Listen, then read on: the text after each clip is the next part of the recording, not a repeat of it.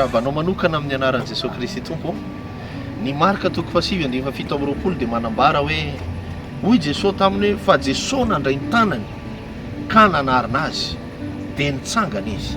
Jesosy nandray ny tanany ka nanarina azy dia nitsangana izy. Ry havana malanao amin'ny tompo, Andriamanitra ny andray ny tananao ary anarina anao na aiza toerana misy anao androany, anarina sy anangana anao ny Andriamanitra. Ary raha efa mitsangana amin'ny fiainanao androany, anangana zavatra tsara lavitra ny Andriamanitra, satria ny Andriamanitra ivavako sy ivavahanao tsy Andriamanitra mpandetika, tsy Andriamanitra mpampiditra anatin'ny lalina, fa Andriamanitra mpanarina ary Andriamanitra mpanangana.